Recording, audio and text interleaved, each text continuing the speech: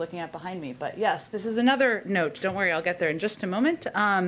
Also, just wanted to note the president, of course, just met with a number of business leaders and industry leaders about efforts to address bottlenecks in the supply chain. I think you all saw him give remarks on that as well.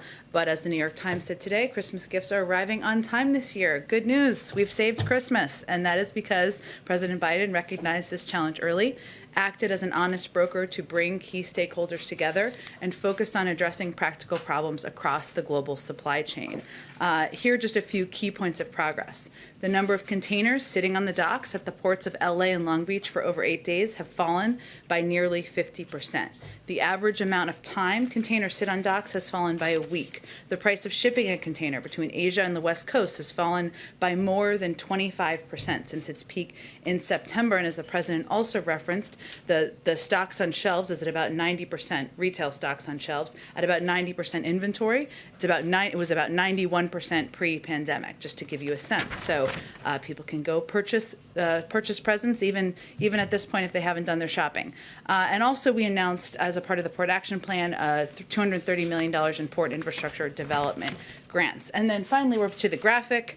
Today we also announced that since November 15th, a record-breaking 13.6 million people have signed up for health insurance during open enrollment, with 4.6 million people gaining health insurance through the Affordable Care Act since the president took office. The rescue plan reduced premiums by an average of $50 per person per month, meaning 80% of consumers can find a plan for $10 or less per month. Okay, last piece I just wanted to give you an update on. Sorry, I guess we're getting a lot of news out before the end of the year. The Department of Treasury also announced today broad authorizations that ensure that NGOs, international organizations, and the U.S. government can continue to provide assistance and support the Afghan people. And we've talked a bit in here before about what additional steps we can take. So these authorizations build on earlier authorizations issued in September. They're consistent with the resolution adopted by the UN Security Council earlier today that established a carve-out for humanitarian assistance in the UN 1988 sanctions regime to ensure urgently needed aid can reach the Afghan people.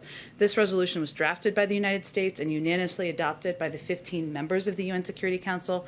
The resolution also requests periodic updates by the UN Emergency Relief Coordinator to ensure assistance is reaching the intended beneficiaries. I would just remind all of you, we're the single largest provider of humanitarian assistance in Afghanistan.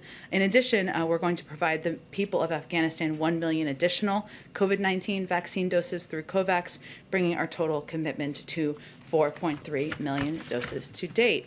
Hopefully that's enough news for you for the moment. Go ahead. Thanks, Jen.